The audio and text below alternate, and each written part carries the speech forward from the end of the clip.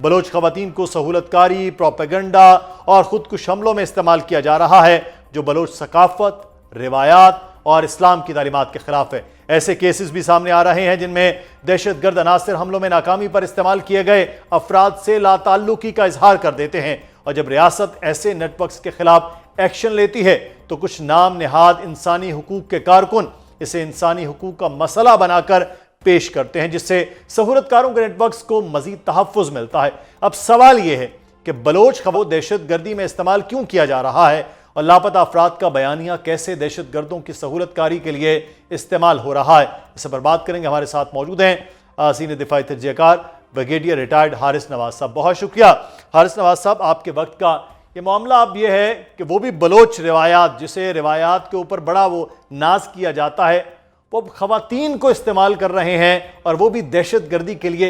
इस नहज पर ये दहशतगर्द क्यों पहुंचे?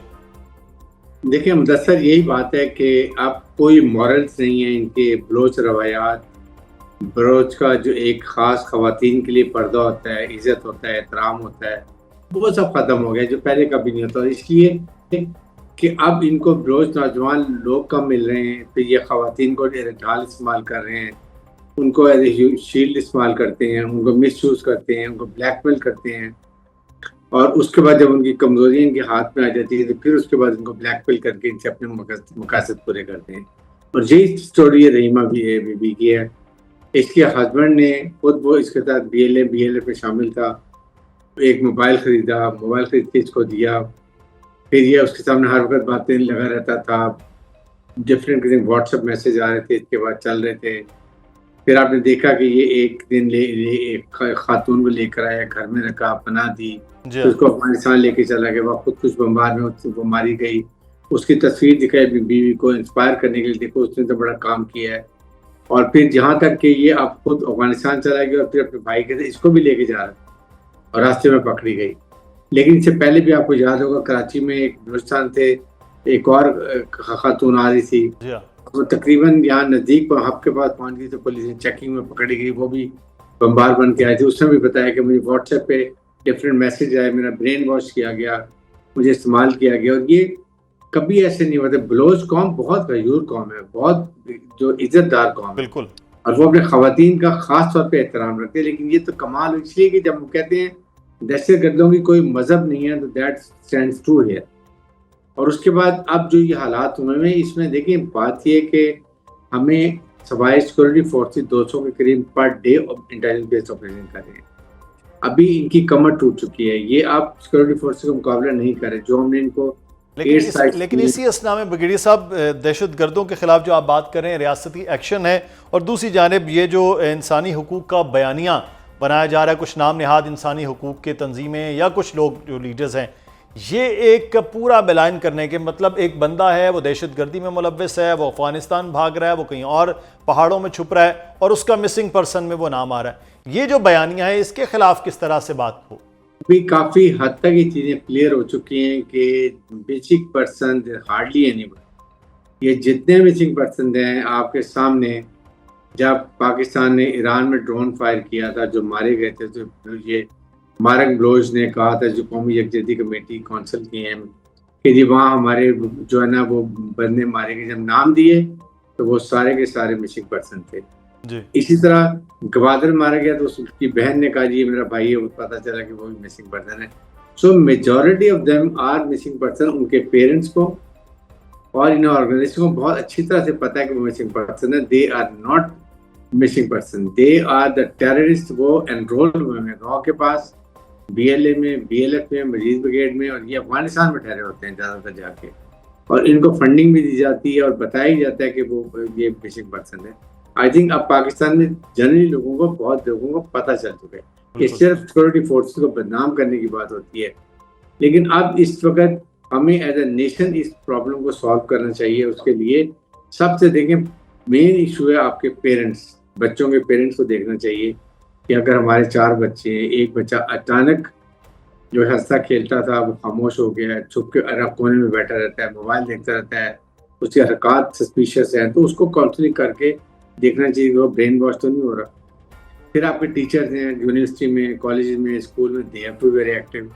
फिर आपको मीडिया कैंपेन में डालनी है। मीडिया में ये जो जिस तरह रमिया बीबी ने बताया, जितने पकड़े जाते हैं सबको लाया जाए, बताया जाए कि उनके साथ क्या गुजरी है, क्या उनको कहा गया और एक्चुअली उनके साथ किस तरीके का सलूक किया गया, उनको कैसे ब्लैकमेल किया गया और उनकी मर्जी के खिलाफ क्या कुछ किया गया, और उसके बाद आखिर क्या नतीजा निकला। उनको घर से दूर, माँ बाप से दूर, जिंदगी दूर, उनको जाके कहते सबज बाग सिखाते हैं और ले जाते हैं कोयटा के पहाड़ों, जो कि बिल्कुल चटील मैदान है। I have served in Quetta, बिल्कुल चटील मैदान है और वहाँ धूप ऐसी होती है कि आप सोच नहीं सकते। वहाँ ये जब ब्लैकमेल हो जाते हैं, फिर व्हाट्सएप इनके मोबाइल पे भी नंबर होते हैं, उस पर मैसेज होते हैं, उसकी वजह से ब्लैकमेल हो जाता है। फिर ये उनको सारी बात इनकी मर्जी के मुताबिक बिल्कुल ब्रेन तो वॉशिंग भी, मेलिंग वाला मामला ये है कि internally.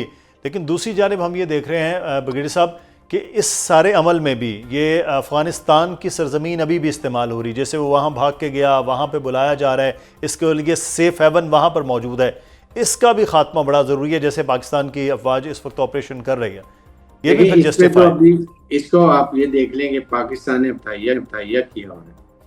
We are acting as a very hard state, कोई कॉम्प्रोमाइज नहीं है। अभी जो हम इनके एयर स्ट्राइक्स कर रहे हैं, हमने बगराम में इनके 100 से ज़्यादा हेलीकॉप्टर उड़ा दिए, ये ड्रोन उड़ा दिए। फिर उसके बाद 50-60 हज़ार जो अमेरिकन साफी राइफल सारी तबाह कर दी, हेलीकॉप्टर उड़ा दिए। उसके बाद इनके जो नाइट विंग गॉगल्स हैं, इनके बाद बख्तरबंद गाड़ियाँ, तमाम हमने इनके तबाह कर दी। इसके अलावा इनके एमुनिशन डंप, इनके टेक्निकल स्टोरेज जो होते हैं वो हमने उड़ा दिए, जहाँ टेक्निकल चीज़ें रखते हैं। उसके बाद इनके ब्रिज उड़ा दिए, इनके ट्रेनिंग कैंप्स उड़ा दिए, एडमिनिस्ट्रेटिव कैंप उड़ा दिए। They are not, there back is broken. अब इस वक्त आपके सामने बाजौड़ में इन्होंने एक घरों पे शेलिंग की है, 2-3 बच्चे 2-3 खवातीन को शहीद कर दिया, because they are avoiding now security forces. ये अवामी इज्तिमा, शादियों के इज्तिमा, इस तरह घरों में सिविलियन को करना, ये काम कर रहे हैं और खुद ह्यूमन शील्ड के तौर पर प्राइवेट सिविल आबादी में जाके छुपे हुए हैं। वहाँ सब बैठे हुए छुपे हुए कि जी हमारे पर कोई अटैक ना आ जाए। और जब फौज इनको मारते हैं हम एयर स्ट्राइक में, ये यूनिफॉर्म नहीं पहनते हैं, यू नो इट, ये सिविल ड्रेस में होते हैं। जब इनको मारा जाता है तो कहते हैं सिविलियन को मार दिया, जबकि they are terrorist, they are terrorist are being killed. तो ये इश्यूज है मेरे ख्याल में। लेकिन अब ये खुद ब खुद ये आप देखेंगे कि जब ईरान का अमेरिका मसला खत्म होता है तो आप इनके साथ देखें क्या होता है। अब अमेरिका ने, लेकिन ये उसके साथ साथ इनके साथ जो काम हो रहा है वो भी बहरहाल हौसला अफजा है कि अफगानिस्तान, और इस वक्त ये हम अगले प्रोग्राम में बात करेंगे कि अफगानिस्तान इस वक्त किस तरह से पाकिस्तान के साथ नेगोशिएशन की, एक तरह से भीख का लफ्ज़ जो है वो ज़्यादा सख्त नहीं होगा, वो कर रहा है। बहुत शुक्रिया ब्रिगेडियर हारिस नवाज साहब, आप हमारे साथ मौजूद थे, सीनियर दिफाई तजज़ियाकार। और बलूचिस्तान का मामले में जो नाम नहाद कुछ तंजीमें उठकर इससे इंसानी हुकूक का मामला है, आज उनके लिए आईना दिखाने की बड़ी वाज़ेह किस्म की तस्वीर नज़र